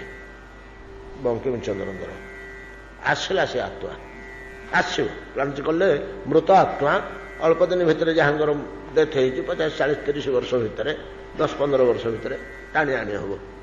ଆଣିଲେ, ସେ ଟାଣି ହେଇକିରି ସେ ଆତ୍ମା ଆସିଲା। ଆସିଲା ପରେ ତାକୁ ବସେଇଲେ, ପଚାରିଲେ, କହିଲେ ଏଇଟା ଆପଣ ଏମିତି କେମିତି କଲେ? ବିଶ୍ୱକୁ ଇଂରାଜୀରେ ଲେଖିକିରି ଦେଖେଇଦେଲେ ଚତୁର୍ଦିଗକୁ ଯେ ଆମ କୃଷ୍ଣ ଗୋଟିଏ ସାଧାରଣ ମଣିଷ, ଚାଲାକ ଚତୁର ମଣିଷଟିଏ। ଆମର ଭଗବତ୍ତାଟାକୁ ପୁରା କାଟିଦେଲେ, ସେ ଭଗବାନ ନୁହନ୍ତି। ଆମର ତ ସକଳ ଶାସ୍ତ୍ର, ସକଳ ମୁନି ଋଷି, ଭଗବାନଙ୍କୁ ଆପଣ ମୁନି ଋଷିଙ୍କଠୁ କ'ଣ ବଡ଼? ବିଶ୍ୱରୂପଟାକୁ କେମିତି ଗୀତାରେ ଆପଣ ଗୀତାଟାକୁ ଆପଣ କେମିତି ଦୋଷ ଦେଇଦେଲେ? ଗୀତାଟାକୁ ଦୋଷ ଦେଲେ ଯେଉଁ ଜିନିଷଟି ଆମର ଏକମାତ୍ର ଚକ୍ଷୁ ବିଶ୍ୱ ଆଗରେ ଥୋଇବା ପାଇଁକି ଏଇଭଳିଆ ବସ୍ତୁ ଖଣ୍ଡିଏ କୋଉଠି କେବେ ହେଲେ କିଏ କରିପାରିବେ ନାହିଁ। ଇ ଗୋଟିକ ଆଗରେ ସମସ୍ତେ ମୁଣ୍ଡ ନୁଆଇବେ, ଏଡ଼ିକି ପୋଥିଟିଏ ଦିଆସିଲି ଖୋଳ ଭଳିଆ। ଆପଣ ସେଇଟାକୁ କେମିତି ଦୂଷିତ କରିଦେଲେ? ଆପଣଙ୍କୁ ଆଉ କିଛି ମିଳିଲାନି? ଯେଉଁ ଘର ବସ୍ତୁଟି ଆମର ଚରମ ପଦାର୍ଥ, ସେଉଟିକି ଆପଣ ଦୋଷଯୁକ୍ତ କରିଦେଲେ। ଆପଣଙ୍କର କି ଜ୍ଞାନ ଅଛି ଏ ବିଷୟରେ? ଆପଣଙ୍କ ଲେଖିବା ଅଧିକାର କୋଉଠୁ ଆସିଲା? ଏମିତି କେମିତି ଲେଖିଲେ? ବର୍ତ୍ତମାନ କ'ଣ ଉତ୍ତର ଦେଉଛନ୍ତି ଆପଣ କହନ୍ତୁ ୟା ଉପରେ? ସେତେବେଳେ ତାଙ୍କ ପ୍ରେତାତ୍ମା କାନ୍ଦି କାନ୍ଦି କହିଲା ଯେ ମୁଁ ବଡ଼ କଷ୍ଟ ଭୋଗ କରୁଛି, ଆପଣ ଏଇ ଜିନିଷଟାକୁ ଟିକେ ବିଶ୍ୱରେ ପ୍ରଚାର କରିଦିଅନ୍ତୁ। ନିଜ ଲେଖା ମାଧ୍ୟମରେ ଏଇଟା ଭାରତବର୍ଷରେ ଆଉ ବାହାରେ ପ୍ରଚାର କରିଦିଅନ୍ତୁ ଯେ ବଙ୍କିମଚନ୍ଦ୍ର ଏଇଟାକୁ ଗୋଟେ ଭୁଲ ତଥ୍ୟଟେ ଦେଇଛନ୍ତି। ଏ ବିଷୟରେ ତାଙ୍କର ଜ୍ଞାନ ନାହିଁ, ଏଇଟା ଭୁଲ ଜିନିଷଟା, ଏଇଟାକୁ କେହି ଗ୍ରହଣ କରୁନା। ଏତକ ଯଦି ହେଇଯିବ ମୋ ଆତ୍ମା ଟିକେ ଶାନ୍ତି ପାଇବ। ମୁଁ ବଡ଼ ଅନୁତାପ କରୁଛି, ବଡ଼ ଦୁଃଖ ଭୋଗ କରୁଛି। ସେଇ ସମୟ ଭିତରେ ଏଗୁଡ଼ାକ ସବୁ ପଶିଗଲା। ଯେତେବେଳେ ଭାରତବର୍ଷର ଏ ପାଶ୍ଚାତ୍ୟ ଆକର୍ଷଣର ଚାକଚକ୍ୟତା ଧୀରେ ଧୀରେ ଆକ୍ରମଣ କରୁଛି, ତାପରେ ଏଇକ୍ଷଣି ଟିକେ କମିଛି। ଏଇକ୍ଷଣି ସେ ଆର୍ଯ୍ୟ ସମାଜ କିମ୍ବା ମହିମା ଧର୍ମ ଲୋକେ ସଚେତନ ହେଇଗଲେଣି। ଆରେ ଆମ ସଂସ୍କୃତି, ଆମ ଶାସ୍ତ୍ର, ଆମ ଜ୍ଞାନ, ଆମ ବେଦ, ଆମ ବେଦାନ୍ତର ବିରୋଧୀ ଗୁଡ଼ାକ ୟା ମୂଲ୍ୟ ଇଏ ବୁଝୁଛନ୍ତି କି ନ ବୁଝୁଛନ୍ତି? କେଡ଼େ କେଡ଼େ ମୁନି ଋଷି, କେଡ଼େ କେଡ଼େ ଚୈତନ୍ୟ ଦେବ, ଶଙ୍କରାଚାର୍ଯ୍ୟ, ଶ୍ରୀଲମାଚାର୍ଯ୍ୟ, ବଲ୍ଲଭାଚାର୍ଯ୍ୟ, ରାମାନନ୍ଦାଚାର୍ଯ୍ୟ, ରାମାନୁଜାଚାର୍ଯ୍ୟ, ଏମାନେ ସମସ୍ତେ ଯାହାକୁ ସ୍ୱୀକାର କରି ଯାଉଛନ୍ତି ଏଡ଼େ ବଡ଼ ବିଜ୍ଞ ଲୋକ। ଆଉ ତମେ ଗୁଡ଼ାକ MA ପଢ଼ିଦେଲ ଇଂଲିଶରେ ବୋଲି, ତମେ କହୁଛ ଏଇଟା ସବୁ ଭୁଲ, ତମର ଏଇ ବିଷୟରେ କେହି ଜ୍ଞାନ ଅଛି? ଏଇଟା ଲୋକେ ବୁଝିଲେଣି ବର୍ତ୍ତମାନ, ଆଉ ସେଗୁଡ଼ାକୁ ଗ୍ରହଣ କରୁନାହାନ୍ତି, ଆଉ ସେଗୁଡ଼ାକୁ ଗ୍ରହଣ କରୁନାହାନ୍ତି ଆଗ ଭଳିଆ। ବର୍ତ୍ତମାନ ସମାଜରେ ସେଭଳିଆ ଲେଖା ଦେଖିବାକୁ ମିଳୁନି, ମଝିରେ ଏମିତି ଉଠିଗଲା। ଯାହା ହଉ, ଏଇଟା କୋଉଥିରୁ ଉତ୍ପନ୍ନ ହେଲା ଯେ ଏମାନେ କଲେ ନା? କେବଳ ଅହଂ ବ୍ରହ୍ମାସ୍ମି ରୂପକ ଅହଙ୍କାରରୁ ଜାତ। ଭକ୍ତିହୀନତା ହିଁ ୟାର ମୂଳ। ଏତିକି ଟିକେ ଯଦି ଭଗବାନଙ୍କ ପ୍ରତି ପ୍ରୀତି ଥାନ୍ତା, ଭକ୍ତି ଥାନ୍ତା, ବୋଇଲେ ସେମାନେ ଭଲ ପାଆନ୍ତେନି ଏଇଟା ଲେଖିବାକୁ। ଯେମିତି ଦେଶଭକ୍ତି, ଯେପରି ପିତୃଭକ୍ତି, ଯେପରି ସମାଜ ଭକ୍ତି, ଯେପରି ଗୁରୁ ଭକ୍ତି, ଠିକ ସେଭଳିଆ ଭଗବତ ଭକ୍ତି ଯଦି ଟିକେ ଥାନ୍ତା ତାହେଲେ ଅସୁବିଧା ହୁଅନ୍ତାନି। ଯାହା ହଉ, ନାରଦ ମହର୍ଷି ଏ ଅଭକ୍ତମାନଙ୍କର ଲକ୍ଷଣ ଦଉଛନ୍ତି। ଆମର ପ୍ରଶ୍ନ ଉଠିଥିଲା, ଭକ୍ତମାନଙ୍କ ଲକ୍ଷଣ ଦେଲ, ଭଲ ହେଲା। ଆମେ ଶୁଣିଲୁ, ଖୁସି ହେଲୁ, ଜାଣିଲୁ ଏଗୁଡ଼ାକ ଭକ୍ତର ଲକ୍ଷଣ ବୋଲି। ଆମେ ଏବେ ସେଗୁଡ଼ାକ ଆଚରଣ କରି ନ ପାରିଲେ ମଧ୍ୟ ଆମ ଭିତରେ ସେଟା ଶୁଣି ଶୁଣିକିରି ବାରମ୍ବାର ଭିତରେ ସଞ୍ଚିତ ହୋଇଥିଲେ ସଂସ୍କାର ହେଇକି ରହିବ। ମୃତ୍ୟୁ ପରେ ଯେତେବେଳେ ଆର ଜନ୍ମକୁ ଯିବୁ ସେ ସଂସ୍କାରଟା ଆମର ଆଚରଣକୁ ଆସିବ। ଭିତରେ ଯୋଉ ସଂସ୍କାର ଥିବ ସେଇଟା ଆଚରଣକୁ ଆସିବ ନା ଆଉ କ'ଣ। ଗୋଟେ ପିଲାଟେ ଦୁବିତ ବୋଲା ବଜେଇବାକୁ ଖୁବ ଭଲ, ତାକୁ ଭଲ ଲାଗୁଛି କିନ୍ତୁ ବଜେଇ ପାରୁନି, ତାର ସେ ପଢି ନାହିଁ କି ଅଭ୍ୟାସ ନାହିଁ କି ବଜେଇ ପାରୁନି, କିନ୍ତୁ ଭାରି ତାର ପ୍ରୀତି ସିଆଡକୁ ମନ ଦେଇ ଶୁଣୁଛି, ପଚାରିକିରି ବୁଝୁଛି, ସେ ସଂସ୍କାରଟା ତା ଭିତରେ ରହିଯାଇଛି। ଦେହ ତ୍ୟାଗ କଲା, ଏଇ ଦେହରେ ହେଲାନି, ଆର ଦେହକୁ ଜନ୍ମ ହେଲା ପରେ ସେଇଠୁ ସେ କାନ୍ଥଠୁ ବାଡ଼ଠୁ ଡିବାରେ ବଜେଇ ବଜେଇ ତାର ଅଭ୍ୟାସ ଆରମ୍ଭ ହେଇଗଲା। ସଂସ୍କାରଟା ଭିତରେ ଅଛି ନା, ଆଚରଣରେ ବାହାରିବ ସେଟା। ତେଣୁ ଆମ ଭିତରେ ପ୍ରଥମେ ସଂସ୍କାର ଭର୍ତ୍ତି କରିବା ଦରକାର। ଆଚରଣ ପାଇଁ ଏତେ ବ୍ୟସ୍ତ ହେବା ଦରକାର ନାହିଁ, ଆଚରଣଟା ହବ ହିଁ ନାହିଁ, ଅଭିନୟ ହେଇଯିବ। ଭିତରେ ଯଦି ସଂସ୍କାର ନାହିଁ, ଅର୍ଥାତ୍ ରୁଚି ନାହିଁ କି ଆଗ୍ରହ ନାହିଁ, ବାହାରେ ଆମେ ଗୋଟେ ଅଭ୍ୟାସ କରିବୁ, ସେଟା କେବେ ହେଲେ ସୁନ୍ଦର ହବନି କି ଆନନ୍ଦଦାୟକ ହବନି କି ଆମକୁ ଉନ୍ନତ ସ୍ତରକୁ ସେ ନେଇପାରିବନି। ଗୋଟେ ଅଭିନୟ ଭଳିଆ ହେଇଯିବ, ସଠତା ହେଇଯିବ, ଗୋଟେ ଛଳନା ହେଇଯିବ। ଭିତରୁ ସଂସ୍କାର ଆସିବା ଦରକାର। ଅତଏବ ଆମର ଆବଶ୍ୟକ ହେଉଛି ଆମର ଭିତରେ ସଂସ୍କାର ତିଆରି କରିବା, ରୁଚି ତିଆରି କରିବା, ଆଗ୍ରହ ତିଆରି କରିବା। ଯେକୌଣସି ପୁନର୍ଜନ୍ମରେ ସେ ସଂସ୍କାରଟା ଆମର ଅଜ୍ଞାତରେ ଶିଶୁ କାଳରୁ ହିଁ ଧୀରେ ଧୀରେ ଧୀରେ ଧୀରେ ଧୀରେ ଆଚରଣକୁ ପଳେଇ ଆସିବ। ତେଣୁ ଭକ୍ତ ଲକ୍ଷଣ କହିଲେ ଭଲ ହେଲା। ଭକ୍ତ ସମ୍ବନ୍ଧରେ, ଭକ୍ତି ସମ୍ବନ୍ଧରେ ଆମର ଭିତରେ ସଂସ୍କାର ତିଆରି ହବ, ଯୋଉଟା ଏଇ ଜନ୍ମରେ ଆମେ ନ ପାଇଲେ ମଧ୍ୟ ଆର ଜନ୍ମକୁ ଶିଶୁ କାଳଠୁ ଆମ ପାଖରେ ପ୍ରକାଶ ପାଇବ ହରିଭକ୍ତି। ଆଉ ଆମେ ଟିକେ ସୁବିଧା ସୁଯୋଗ ଯଦି ପାଇଗଲୁ, ଉପଯୁକ୍ତ ଗୁରୁଦେବ, ଉପଯୁକ୍ତ ପରିବେଶ ଯଦି ପାଇଗଲୁ, ତାହେଲେ ଆମେ ଭକ୍ତିରେ ଗୋଟିଏ ଜୀବନରେ ହିଁ ଭଗବାନଙ୍କ ଚରଣ ଅରବିନ୍ଦରେ ପହଞ୍ଚି ଯାଇପାରିବୁ। ଅଭକ୍ତର କଥା କାହିଁକି କହୁଛ? ଶୁଣା କଣ କରିବୁ ଶୁଣିକିରି? ସଂସ୍କାର ତିଆରି କରିବୁ? ଅଭକ୍ତର ସଂସ୍କାର ନାଇଁ। ଅଭକ୍ତର କଥା ମଧ୍ୟ କହିବାକୁ ହବ। କାଲି ଆମେ ଗୋଟିଏ ଯୁକ୍ତି ଦର୍ଶେଇଥିଲେ, ଅନ୍ୟ ବ୍ୟତିରେକରେ ଯୋଉଟା କୁହାଯାଏ ସେଟା ହେଉଛି ସର୍ବଶ୍ରେଷ୍ଠ ସିଦ୍ଧାନ୍ତ ଓ ସେଟା ଜୀବ ଉପରେ ଭଲ ପ୍ରଭାବ ପକାଏ। ଦ୍ୱିତୀୟ କଥା ହେଉଛି ଅଭକ୍ତ ସମ୍ବନ୍ଧରେ ମଧ୍ୟ ଆମର ଜ୍ଞାନ ଥିବା ଦରକାର। ଯଦି ଆମ ନିଜ ପାଖରେ ସେଇ ଆଚରଣଟି କେତେବେଳେ ପ୍ରକାଶ ପାଇବ ଏବଂ ଆମେ ଆତ୍ମସମୀକ୍ଷା କରିବା ବ୍ୟକ୍ତି ହେଇଥିବା କି କିଛି କିଛି ଜାଣିପାରୁଥିବା ନିଜ ସମ୍ବନ୍ଧରେ ଆତ୍ମଜ୍ଞାନ ସମ୍ପନ୍ନ ବ୍ୟକ୍ତି, ତାହେଲେ ଆମର ହୃଦୟକୁ ଆସିବ ଯେ ଏ ଯୋଉ ଆଚରଣଟା ମୁଁ କଲି, ଶାସ୍ତ୍ରରେ ସେଦିନ ନାରଦ କହୁଥିଲେ, ମୁଁ ଶୁଣିଥିଲି, ଏଇଟା ଅଭକ୍ତର ଆଚରଣ, ଏଇଟା ମୋର କରିବା ଉଚିତ ହେଲାନି। ଯଦି କେତେବେଳେ ନିଜ ଆଚରଣରେ ପୂର୍ବ କର୍ମ, ପୂର୍ବ ସଂସ୍କାର ଅନୁସାରେ ସେଭଳିଆ କର୍ମ ଆସିଗଲା, ସେଭଳିଆ ଆଚରଣ ଆମେ ପ୍ରକାଶ କରିଦେଲୁ, ଅନ୍ତତଃ ଏଇ ଜ୍ଞାନଟା ଥିଲେ ଆମେ ବୁଝିପାରିବୁ ଯେ ଏଟା ଅଭକ୍ତର ଆଚରଣ, ଏଟା ଭକ୍ତର ଆଚରଣ ନୁହଁ।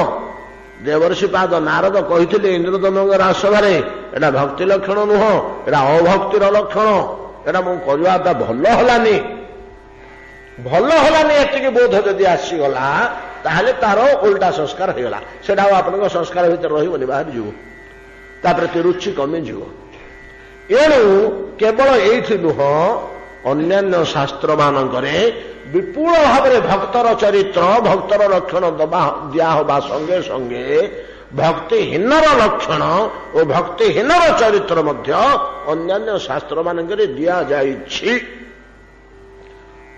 ଏତେ ବଡ଼ ଗ୍ରନ୍ଥ ପରମହଂସ ସଂହିତା, ବେଦାନ୍ତ ଦର୍ଶନର ଭାଷ୍ୟ, କିଏ ସେ? ଶ୍ରୀମଦ୍ ଭାଗବତ।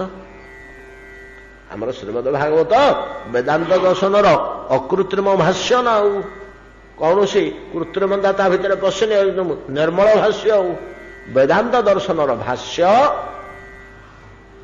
ପରମହଂସ ସଂହିତା ନାମଧେୟ ପରମ ଶାସ୍ତ୍ର ଶ୍ରୀମଦ୍ ଭାଗବତ, ସେ ମଧ୍ୟ ଗୋଟିଏ ବିରାଟ ଅଧ୍ୟାୟରେ ଭକ୍ତିହୀନ ଜନର ଗତି ବୋଲି ଗୋଟେ ଅଧ୍ୟାୟ ଦେଇଛନ୍ତି।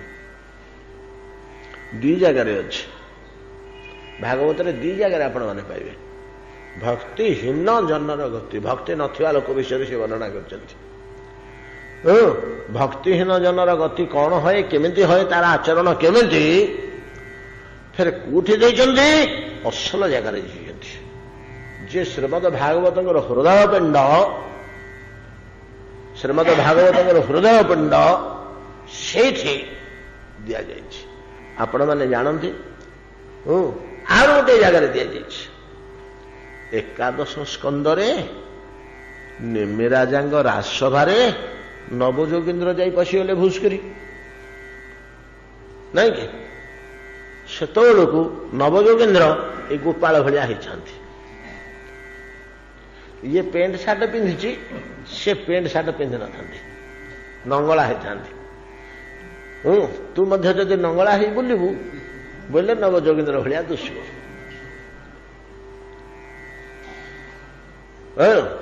नवजोगेन्द्र केमती ऋषभंगर पुओ मैंने जानते आपण मैंने नेमिराजा राजसभार जागशाला प्रवेश कले निमंत्रण नहीं निमंत्रण नहीं संवाद नहीं किसी नहीं जाकर पहुंची गले तो ऋषभंगर 100 पुत्र किए कड़े बांटी हेले ता भर 9 जन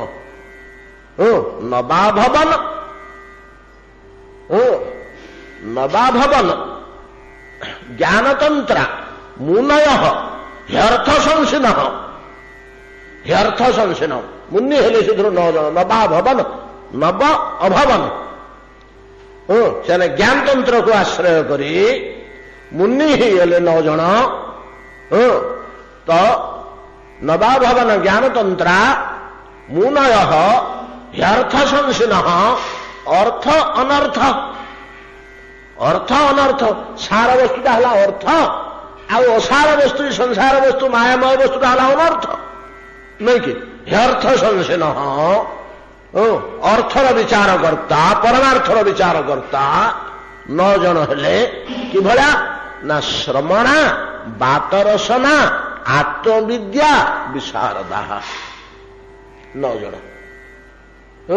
श्रमणा अर्थात सन्यासी श्रमण शब्दर प्रकृत अर्थ होची भगवान को पाइबा जे परिश्रम करे श्रम करे श्रमण कह जाए भगवान को पाइबा से परिश्रम कर धन सम्पत्ति पाइबा परिश्रम करुचे मान सम्मान पाइबा परिश्रम करुचे सर्टिफिकेट पाइबा परिश्रम करुचे सेमतिका भगवान को पाइबा जो मैंने परिश्रम करती श्रमणा कह जाए श्रमण कह जाए श्रमणा बात रसना अर्थात विवस्त्र देहरे वस्त्र नथिला बात अर्थात वायु ही वस्त्र रसना बसना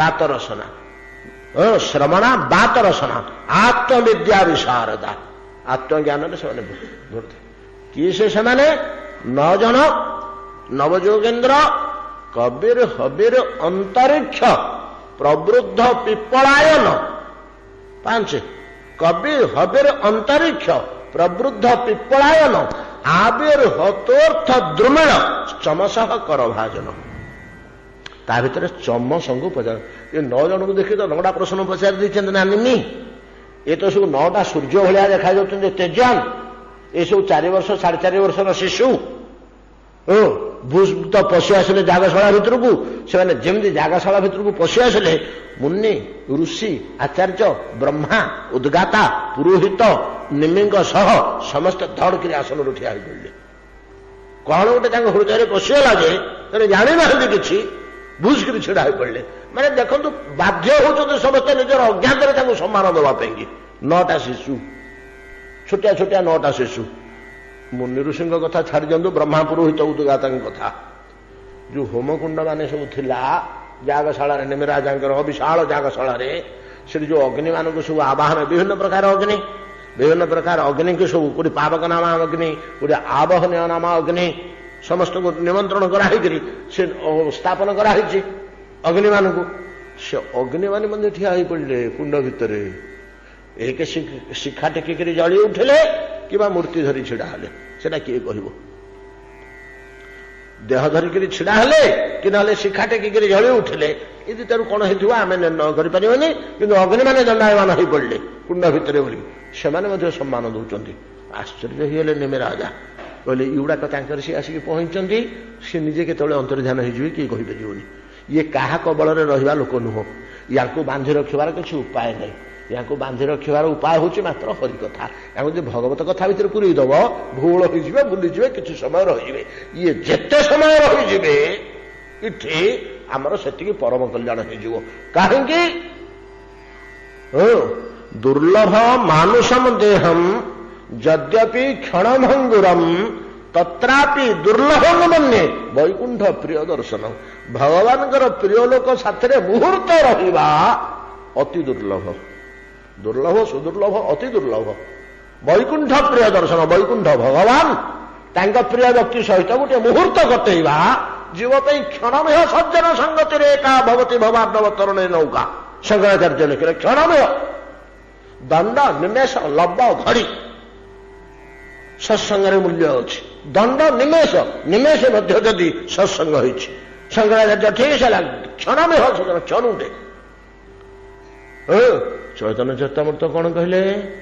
ସାଧୁସଙ୍ଗ ସାଧୁସଙ୍ଗ ସର୍ବଶାସ୍ତ୍ର କୟ, ଲବମାତ୍ର ସାଧୁସଙ୍ଗ ସର୍ବସିদ্ধି হয়।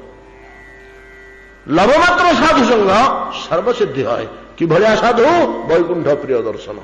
ଭଗବାନଙ୍କ ପ୍ରିୟ ଭକ୍ତ ଗୋଟେ ଯଦି ଜୀବନରେ ଯଦି ଗୋଟେ ମୁହୂର୍ତ୍ତ ତା ସହିତ ଆମର ମିଳାମିଶା ହେଇଯାଇଛି, କି ପଦ ଅଧେ କଥା ଅଛି, କି ଦେଖା ସାକ୍ଷାତ ହେଇଯାଇଛି, ମହାପ୍ରଭୁ ଦଣ୍ଡବତ, ଓ ଆଚ୍ଛା ରହୁ ବେଟା କହି ପଳେଇଲେ, ଆଉ କିଛି ନାହିଁ, ସେତିକି ସଙ୍ଗ, ସେତିକି ଆମ ପାଇଁ ଯଥେଷ୍ଟ, ସେତିକି ରହ ଆମ ପାଇଁ ଯଥେଷ୍ଟ। ବୈକୁଣ୍ଠ ପ୍ରିୟ ଦର୍ଶନ। ନେମି ରାଜା ତ ବିଜ୍ଞ ଲୋକ। ନେମି ହେଉଛନ୍ତି ଟିକେ ରାଜବଂଶର ମୁଖ୍ୟ, ଜନକ ବଂଶର, ତାଙ୍କଠୁ ଆରମ୍ଭ। ନେମି ଜଣେ ଅସାଧାରଣ ସିଦ୍ଧ ପୁରୁଷ, ରାଜର୍ଷି ପ୍ରବର। ଏ ଲୋକ ଗୁଡାକ ଯେତେ ସମୟ ରହିଯିବେ, ଇଏ କେମିତି ରହିବେ? ୟାଙ୍କୁ ଖୁଆଇଲେ ପିଆଇଲେ ଆଦର କଲେ ସ୍ନେହ କଲେ ସ୍ତୁତି ସ୍ତବ କଲେ ପ୍ରଶଂସା କଲେ, ଏଗୁଡା ସେଥିରେ ଭୁଲିବେନି। ଏଗୁଡାକ ଭୁଲିବେ କେବଳ ଭଗବତ ଭାବନାରେ, ଭଗବତ ରସରେ ଏଗୁଡାକ ଭୁଲିଯିବେ, ହରି ରସରେ ଏଗୁଡାକ ଭୁଲିଯିବେ ନିଜକୁ। କୋଉଠି ଅଛନ୍ତି, କେ ସମୟ ହେଲାଣି, କେ ସମୟ ଗଲାଣି କିଛି ଜାଣିବେନି। 9ଟା ପ୍ରଶ୍ନ ପଚାରିଦେଲେ। ଅଷ୍ଟମ ହଉଛନ୍ତି କିଏ? ସେ ଚମସ। ଅଷ୍ଟମ ଯୋଗୀଜୀଙ୍କ ନାମ ହଉଛି ଚମସ। କବି, ହବୀର, ଅନ୍ତରିକ୍ଷ, ଦ୍ରୁମିଳ, ପିପଳାୟନ, ଆବିର୍ହୋତ୍ର, ପ୍ରବୃଦ୍ଧ, ଚମସ, କରଭାଜନ। ନବମ ହଉଛନ୍ତି କରଭାଜନ, ଅଷ୍ଟମ ହଉଛନ୍ତି ଚମସ। ଚମସଙ୍କ ଭାଗରେ ଏହି ପ୍ରଶ୍ନଟା ପଡିଥିଲା। ଭକ୍ତିହୀନ ଜନର ଗତି କଣ? ଯେତେବେଳେ କବି କହିଦେଲେ ଯେ ମନୁଷ୍ୟର ଉଦ୍ଧାର ନିମନ୍ତେ, କଲ୍ୟାଣ ନିମନ୍ତେ ଏଇ ସଂସାରରେ ଥାଉ କି ଆର ଲୋକକୁ ଯାଉ, ଭକ୍ତି ହିଁ ତାର ସର୍ବୋପରି କଲ୍ୟାଣ। ଭକ୍ତିଠୁ ବଡ଼ କଲ୍ୟାଣ କାରଣୀ ଆଉ କେହି ନାହିଁ। ଶୁଣି ଶୁଣି ଗଲେ ବହୁତ କଥା ପଚାରିଲେ, ଜଣ ଜଣଙ୍କୁ ଗୋଟେ ପ୍ରଶ୍ନ, ନିଜ ନିଜ ପ୍ରଶ୍ନର ଯଥାର୍ଥ ଉତ୍ତର ସମସ୍ତେ ଦେଇଛନ୍ତି। ଅନ୍ତିମରେ ପଚାରିଲେ ଚମସଙ୍କୁ, ଭକ୍ତି ନଥିବା ଲୋକର ଅବସ୍ଥା କଣ ହବ ଆଜ୍ଞା? ଆପଣ ତ ସମସ୍ତେ ଭକ୍ତି ଉପରେ ବର୍ଣ୍ଣନା କରି କହିଲେ, ଜ୍ଞାନ ଆଉ ଭକ୍ତି ଆଉ କର୍ମ ଯୋଗ ଉପରେ ସବୁ କହିକିରି ସେ ସବୁ ଭକ୍ତି କି ସବୁଥିରେ ମିଶିବା ଦରକାର, ସବୁଥିରେ ମୁଖ୍ୟ କରିକିରି ଥୋଇଲେ, ସେ ନଥିଲେ କିଛି ହବନି ବୋଲି। ଯାହାର ମୋଟେ ଭକ୍ତି ନାହିଁ ତା ଅବସ୍ଥା କଣ ହବ? ଚମସ ତାର ଉତ୍ତର ଦେଇଛନ୍ତି, ଭକ୍ତିହୀନ ଜନର ଉତ୍ତର ଦେଇଛନ୍ତି। ଅଭକ୍ତଟେ ହଏ କେମିତି? ଗୋଟେ ଅଭକ୍ତ କେମିତି ହବ? ତ ସେ କହୁଛନ୍ତି ମହାରାଜ ନେମି, ଏ ବିଶ୍ୱରେ ଅଭକ୍ତ କେହି ନାହିଁ, ଅବୈଷ୍ଣବ କେହି ନାହିଁ ବୋଲି ଯେମିତି ପ୍ରମାଣ କଲେ ଜୀବ ଗୋସ୍ୱାମୀ ପାଦ ଭକ୍ତି ସନ୍ଦର୍ଭରେ।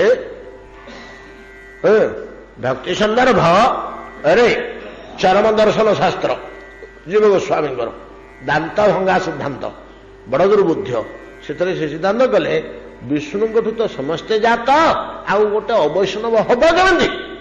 ସମସ୍ତେ ବୈଷ୍ଣବ ବୋଲି ସେ ପ୍ରମାଣ କରିଛନ୍ତି।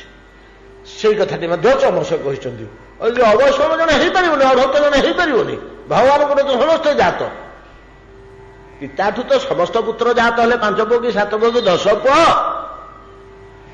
ପିତାଟା ବ୍ରାହ୍ମଣ, ସମସ୍ତେ ତ ବ୍ରାହ୍ମଣ,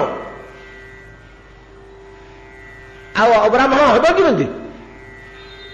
ଭକ୍ତିପୂର୍ଣ୍ଣ ଭଗବାନଙ୍କଠି ଯେତେବେଳେ ସମସ୍ତେ ଜାତ ହେଇଛନ୍ତି, ଆମେ ଜାତ ହେଇଛେ, ଆମେ ଅଭକ୍ତ ହେବା କେମିତି? ଚମସ କହିଲେ ଦେଖ, ଅଭକ୍ତ ହେବାର ବାଟ ଦେଖ। ଜନ୍ମ ହେଇଥିଲା ଭକ୍ତିମୟ ଅବସ୍ଥାରେ, କେମିତି କର୍ମ ଯୋଗୁଁ ଅଭକ୍ତ ହେଇଗଲା।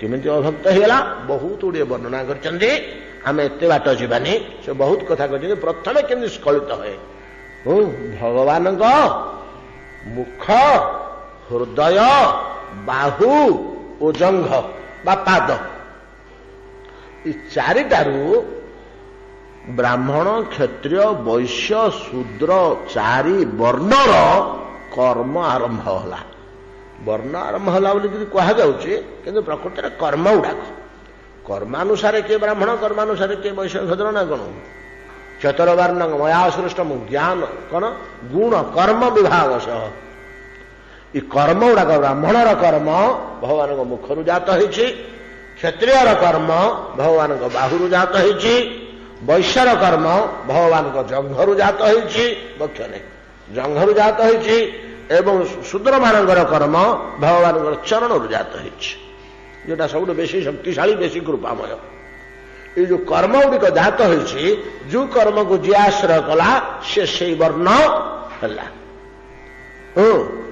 ये वर्ण एवं आश्रम चारिटा सन्यासाश्रम गृहस्थाश्रम वानप्रस्थाश्रम ब्रह्मचर्याश्रम महाराज नहीं चमस कहते ये वर्ण और आश्रम जो से जात होइछि सेटा को जदि वर्जन कला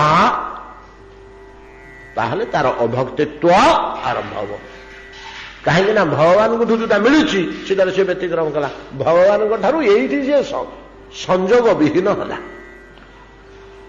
एगुड़ा सब भगवान शरीर जात होइछि तो भगवान देहरु जात होइछि एठू जोटा जात होइछि सेठे जदि तार व्यतिक्रम आरंभ होला ताले भगवान से डिटाच होला भगवान विरोध होला धीरे धीरे धीरे धीरे परिशेष कौन हो ना भगवान प्रति तार विश्वास वास्ता रही भगवान गोटे पदार्थ अच्छे पूरा पूरी भूलीज किए कहले से मानबनी एतादृश अवस्था जो आसी जाए से केवल इंद्रिय विलासी हो इंद्रिय विलासी होगले इंद्रिय सुखार्थे इंद्रिय लोभरे कर्मा कर्म विचार न करी जहाँ पड़ा ता कर ये समस्त करने फल चीर नरक गति परिशेष मिल धीरे धीरे धीरे केमतिका जन्म होता भक्ति भक्ति नहीं किंतु केमती धीरे धीरे धीरे धीरे आमर जहाँ कहतु वर्णाश्रम धर्म टाक एमती जोर कर रखुंट सनातन धर्म रे आउ गोटे कथा शुणिले आप आश्चर्य होठी आम गोटे प्रश्न उठेगा जदि किए जब प्रश्न उठाते ए भारत में तुम 120 कोटी लोक ए तो 600-700 कोटी लोक पृथ्वी हेले तुम सीना भारत में वर्णाश्रम धर्म आ बाकी एत गुड़ा अल्प पुंजे तुम आउ 500 कोटी रहिले से कौन मनुष्य नुहते ना से सब ईश्वर सन्तान नुहति से कहते मनुष्य मात्रे वर्णाश्रम धर्म से अच्छी किए जानुची किए जानूनी किए जानुची किए जानूनी वर्णाश्रम धर्म बिना गोटे समाज वा मनुष्य जाति चली पारिबे नहीं से वर्णाश्रम धर्म को माने चलुचंती कृषि गोरक्ष वाणिज्य कु देशर नहीं देश रक्षा कु देशर नहीं विज्ञान चर्चा दर्शन चर्चा न्यायालय विद्यालय कौटी नहीं जे से कर्म को आदर नेले से तो ब्राह्मण हो कौन से कर्म जे पुखत होले से ब्राह्मण देश रक्षा प्रभृति कार्य जे माति गले से माने क्षत्रिय कृषि वाणिज्य प्रभृति जे माति गले व्यवसाय वाणिज्य ये 3टा कार्य बाद बाकी जतक कार्य रहा जो थे से माति गले जो मैंने कौ देश नहीं ना चलो कि कौन समाज ना केबे चली ना एबे चलुछि वाणिज्य कौ देशर नहीं कृषि कौ देशर नहीं देश रक्षा कौ देशर नहीं शासन कौ देशर नहीं एडमिनिस्ट्रेशन कौ देशर नहीं विद्यालय बा विद्यालोचना नहीं कि रिसर्च कौ देशर नहीं साइंटिफिकल रिसर्च हो कि साहित्यिक रिसर्च हो कि ଯେକୌଣସି ଦେଶ, କୋଉ ଦେଶରେ ନାହିଁ। ଚିକିତ୍ସା ପାଇଁ ରିସର୍ଚ୍ଚ ହଉ, କୋଉ ଦେଶରେ ନାହିଁ, ନହେଲେ ଚଳିବ କେମିତି? ତେଣୁ ସକଳ ବିଶ୍ୱ ନୁହଁ, ସନାତନ ଶାସ୍ତ୍ର କହନ୍ତି ଗୋଟିଏ ବିଶ୍ୱ ନୁହଁ, ଅନନ୍ତ ବିଶ୍ୱ ବର୍ଣ୍ଣାଶ୍ରମ ଧର୍ମ ଉପରେ ପ୍ରତିଷ୍ଠିତ। ଏଇଥିରୁ ଚ୍ୟୁତ ହେଇଗଲେ ଭକ୍ତି କଟିଯାଏ। ବର୍ତ୍ତମାନ ବର୍ଣ୍ଣାଶ୍ରମ ଧର୍ମରୁ ଆମେମାନେ ବହୁ ମାତ୍ରାରେ ଆମେ ଚ୍ୟୁତ ହେଇନୁ, କିଛିଟା ଶିଥିଳତା ଆସିଛି ସିନା, ଆମେ ଚ୍ୟୁତ ହେଇନୁ, କିନ୍ତୁ ଭୁଲି ଯାଇଛୁ ଏମିତି ଗୋଟେ ପଦ୍ଧତି ଅଛି ବୋଲି। ଏମିତି ଗୋଟେ ପଦ୍ଧତିଟେ ଅଛି, ଏଇ ଜ୍ଞାନଟା ଥିଲେ ଆଚରଣ ଆମର ଠିକ ଅଛି। ଆଚରଣ ଆମେ ଯୋଉ ଯୋଉ କ୍ଷେତ୍ରରେ ରହୁଛୁ, ଶିକ୍ଷକ ତାର ଠିକ ପାଠ ପଢଉଛି, ବ୍ୟବସାୟୀ ଠିକ ବ୍ୟବସାୟ କରୁଛି, ଶାସନକର୍ତ୍ତା ଠିକ ଶାସନ କରୁଛି, ଦେଶ ରକ୍ଷା ବାଲା ଠିକ ଦେଶ ରକ୍ଷା କରୁଛି, ରିସର୍ଚ୍ଚର ଠିକ ରିସର୍ଚ୍ଚ କରୁଛି, ସବୁ ଠିକ ଚାଲିଛି, ଆଚରଣ ଠିକ ଅଛି। କିନ୍ତୁ ଭୁଲି ଯାଇଛୁ ଯେ ଏଇ ପଦ୍ଧତିଟା ନୈସର୍ଗିକ, ଏଇଟା ଆମର ବ୍ୟତିକ୍ରମ କରିବାକୁ ହବନି।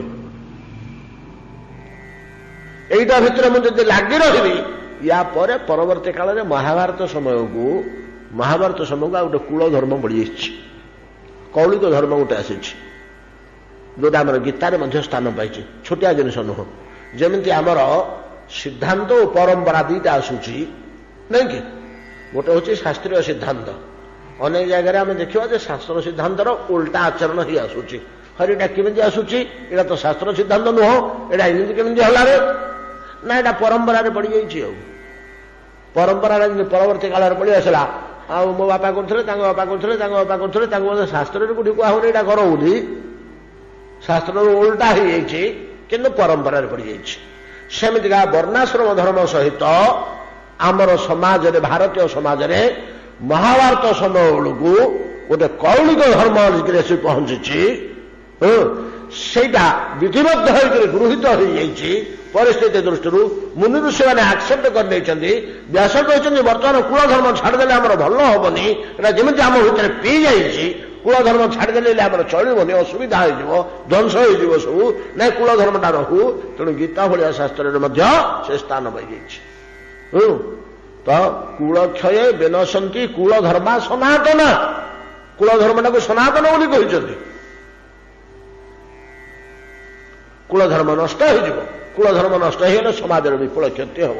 ଯାହା ହଉ, ଏଇଠୁ ଭକ୍ତିହୀନତାର ଆରମ୍ଭ ହୁଏ ଏବଂ ଭକ୍ତିହୀନ ବ୍ୟକ୍ତି କେବଳ ଧନ ସମ୍ପଦ ଓ ବିଷୟ ଭୋଗରେ ମାତିଯାଏ। ବିଷୟ ଭୋଗଟା ଦୁଇ ପ୍ରକାର, ଐହିକ ଭୋଗ, ପାରଲୌକିକ ଭୋଗ। ଐହିକ ଭୋଗରେ ଇ ଭିତରେ ଚଳିବା, ପାରଲୌକିକରେ ସ୍ୱର୍ଗରେ ପାଇବା, ଏ ଦୁଇଟାକ କ୍ଷୟଶୀଳ। ଦ୍ୱିତୀୟ ଚାପ୍ଟରରେ କୁହାଯାଉଛି ଯେ ଦେଖ ସଂସାର ଭୋଗଟା ପାରଲୌକିକ ହଉ କି ଐହିକ ହଉ କେମିତି କ୍ଷତିକାରକ। କଣ କ୍ଷତିକାରକ? ଧନ ସମ୍ପତ୍ତି, ଗାଡ଼ି ଘୋଡ଼ା, ଖାଇବା ପିଇବା, ରୂପ ଯୌବନ, ପ୍ରତିଷ୍ଠା ପ୍ରତିଥି ଭର୍ତ୍ତି ହେଇଛି। ଏଥିରେ ଅସୁବିଧା କଣ? ନା ଏଠାରେ ବଡ ଦୁଃଖ ଅଛି। ଯିଏ ଭୋଗୁଛି ସିଏ ଜାଣୁଛି। ଯିଏ ବିପୁଳ ସମ୍ପତ୍ତି ଧରିକିରି ବସିଛି, ଆମେ ଭାବୁଛେ ମହାସୁଖରେ ଅଛି ବୋଲି କହୁଛେ। ନା ଭଗବାନ ଉଦ୍ଧବ କହୁଛନ୍ତି ଏକାଦଶ ସ୍କନ୍ଧର ଶୀର୍ଷ ଆଡ଼କୁ, ଉଦ୍ଧବ ଦେଖ ପ୍ରତିଷ୍ଠା ପ୍ରତିପତ୍ତି, ଗାଡ଼ି ଘୋଡ଼ା, ଘର ଦ୍ୱାର, ଜମି ବାଡ଼ି, ଟଙ୍କା ସୁନା ସମ୍ପତ୍ତି, ରୂପ ଯୌବନ, ଭୋଗ ବିଳାସ, ପ୍ରତିଷ୍ଠା ସବୁ ଭର୍ତ୍ତି ହେଇଛି। ଆମେ ଭାବୁଛେ ଲୋକଟା ମହାସୁଖରେ ଅଛି। ଇନ୍ଦ୍ର ଭଳିଆ ଭୋଗୀ, ଇନ୍ଦ୍ର ଭଳିଆ ଆନନ୍ଦରେ ଅଛି, ଇନ୍ଦ୍ର ଭଳିଆ ସମ୍ପତ୍ତିଶାଳୀ, ସମସ୍ତେ ମଣିମା କରୁଛନ୍ତି ତାକୁ, ମହାଭୋଗରେ ଅଛି, ମହାକ୍ରୋଧ ଅଛି, କିନ୍ତୁ ସିଏ ନିଜେ ଚରମ ଦୁଃଖରେ ଅଛି। ଚରମ ଦୁଃଖରେ ସେ ନିଜେ ଅଛି। ଏଗୁଡିକ ସବୁ ଗଧ ଚନ୍ଦନ କାଠ ବୋହିଲା ଭଳିଆ ବୋହିକିରି ଚାଲିଛି ସିନା ମେଣ୍ଟେନ କରିକିରି, କିନ୍ତୁ ଏଗୁଡାକ ସେ ଭୋଗ କରିପାରୁନି। ତମେ ଦେଖୁଛ ସେ ଫୁଲମାଳଟେ ପକେଇଛି, ଚନ୍ଦନ ଟିକେ ବୋଳି ହେଇଛି, ଅଳଙ୍କାର ଗୋଟେ ପିନ୍ଧିଛି, ଏଗୁଡା ତାକୁ ସୁଖ ଦଉନି। ଖାଲି ଗୋଟେ ଲୋକାଚାର ଦୃଷ୍ଟିରୁ ସେଗୁଡାକ ସିନା ସେ ଭୋଗ କରୁଛି। ମୁଁ ତ ଆଶ୍ଚର୍ଯ୍ୟ ହେଇଗଲି ଭଗବାନଙ୍କର ଏ କଥା ଶୁଣିକିରି। ସେ ସୁଖୀ ନୁହଁ? ନା ସୁଖୀ ନୁହଁ। କୋଉଠି ତା ଦୁଃଖଟା ରହିଲା? ନା ତାର ତମେ ନ ଯାୟତେ ବୋଲି କହିଲେ କୃଷ୍ଣ। କହିଲେ ଆରେ ଉଦ୍ଧବ, ତାର ଗୋଟେ ତାରତମ୍ୟ ଦୋଷ ରହିଛି। समस्त पाखे तो समान परिमाण धन संपत्ति समान प्रतिष्ठा प्रतिपत्ति समान परिमाण नाई उणा अधिक अच्छी नहीं कि किए 10 कोटी टंकार मालिक किए 500 कोटी टंकार मालिक किए 50 कोटी टंकार मालिक किए 1000 कोटी टंकार मालिक किए 2 कोटी टंकार मालिक किए 10 कोटी टंकार मालिक ये तारतम्यटा रहा ये तारतम्य अनुसारे से निजको उपरिष्ट अपेक्षा इन्फेरियर बोलिक भावी ताको जी सम्मान दिहला मत से दिहला नहीं ताको जो आसन मिलला मत से आसन मिललानी यही दुखटा पुणी कंटा भलिया हृदय रोचे से गोटे वार्ड कहते आपण मैंने विश्वास करेंगे मुझे बहुत से विस्तृत कर खाली टिके छुआई दूसरी जानी था आपंकर गोटे टिके कान में पड़ता बोली से स्पष्ट भाव में कहते उद्धव उद्धव गोटे लोक को फांसी दंड होगला ताकू बध्य स्थान को निया ताकू फांसी दंड आदेश हो जाए बेकर दौड़ी बंधाई पशु को टाणी तो बध करने बध्य भूमि नौकरी फांसी दंड दिहब बोलिक से फुलमाल पिंधब चंदन लगेब अतर छेचब नव वस्त्र पिंधब सुंदरी युवती मैंने चारिपटे नृत्य करेंगे तार जश प्रशंसा गान करेंगे एटा सुख लगे तो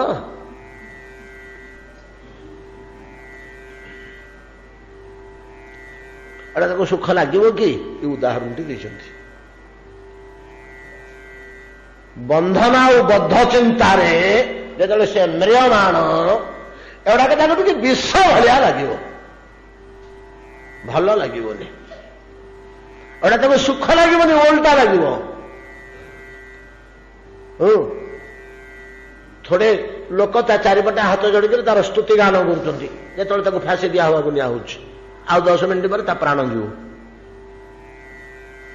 से बुझे मत नौ बध्य स्थान को मैं बध करेंगे कि मस्तक छेदन करेंगे से किए आसी चंदन बोली देला किए फुलमाल टे देला आज्ञा अंतिम मेधा नियंतु आज्ञा आपन को तो फुलमाला दे पारे आज तो एमती दी पकाउछ तो सुख लगे तो से फुलमाल टे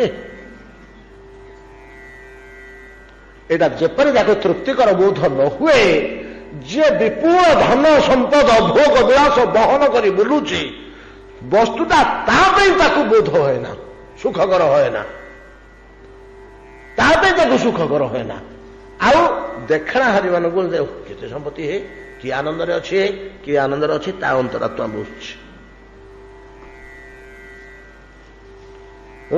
जेपरी सांसारिक सुख ठीक तद्रुप ताठू बेसी पारलौकिक सुख आउ गोटे जिनिस अच्छे पारलौकिक सुख आउ गोटे दोष रही कौन ना दिन को दिन दिन ये सांसारिक सुख अच्छे दिन को दिन क्षय हो सरी सरी जाती सरी सरी जाऊे जो वृद्धि अवस्था से गोटे प्रकार तृप्ति लगे जो क्षय आरंभ होला से सी गोटे पीड़ा ये तो तारतम्य जनित पीड़ा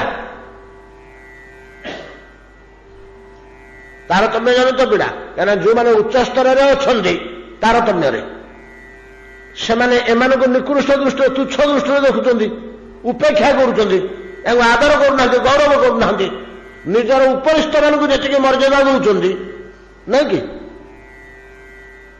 100 कोटी टंका संपत्ति मान जी सी 1000 कोटी टंका वाला को जमी मर्यादा दौचे सम्मान दौर सहित मिशाऊे मिठा कथा कहूँ 10 कोटी टंका कहीं बसुन रे व्यस्त करनी मत कहूँ सी इथे सी दुखी हो मेरमान हो बाधुची मोर अल्प बोलिक मत छोट दृष्टि देखुं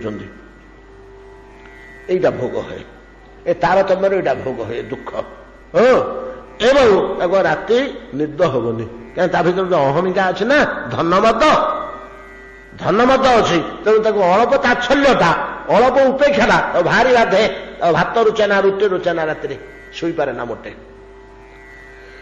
क्षय अवस्था तो धन संपत्ति तो कौन जगत तो सब गुड़ाक रोटेशनाली घुरुची बड़ी बड़ी बड़ी बड़ी जीव गोटे साचुरेटेड हो गोटे पॉइंट की शुण पुणी खसब ना नहीं ये नियम कूटा बाहर कि आयुष जीव मनुष्य जहाँ देखी सूर्य तो चक्र घुराऊँच मूलटा अख घुरुची साथ अनंत कोटी विश्व ब्रह्मांड घुरुंट कौन घूरी घूरी चढ़ी चढ़ी चढ़ी उपरको जी पुणी आउ थे तलू खसी खसी पश्चिम दिगरे बुड़ी जी आ कि जो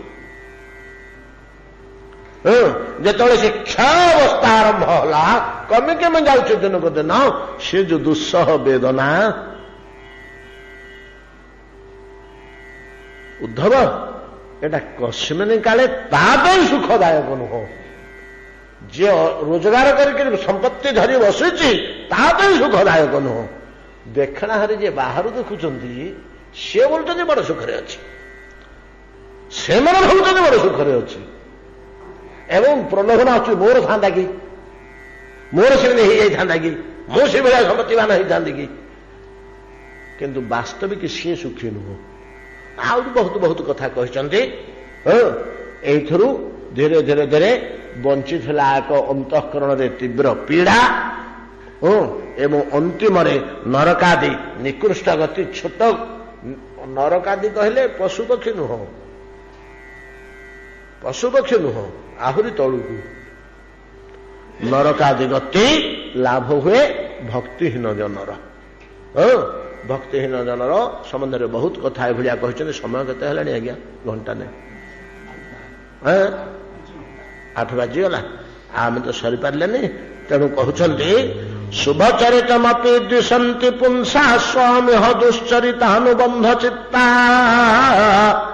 अहम महद कुशल अवाप्य सुस्था भगवदन्य रसिका अवैष्णवास्ते महाराज इंद्रदमन भगवत अन्य रसिका भगवत रस जहाँ को सुख लगे ना भगवान को ठारू अलगा जागतिक रस जार प्रिय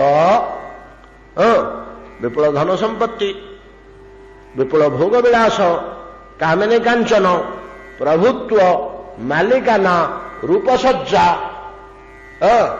एगुड़ाक सब जहाँ को भल लगे ये रस जार प्रिय भगवत अन्य रसिका भगवान को भल पाए ना ता अंतकरण आसक्त एगुड़ाक प्रति से व्यक्ति भयंकर विपद आसले मध्य से भगवान पाखे ता मुंड न मन तो पड़े नहीं से भगवान कथा तार भी विश्व मन पकड़ जहाँ जगन्नाथ को मुंडिया मानिक कातर होना भल या मत बुद्धि बतौच समय नष्ट एति बेले मुझे अन्य गोटे कौन कौशल करेंगे ना से घंटे समय कहीं नष्ट करदेवी जगन्नाथ आसिक रखिदेवे ई प्रकार बुद्धि तार जात हुए भगवदन्य रसिका एमान को अवैष्णव कह जाए एति आज भाव तो विश्राम करूँ आसंता काली की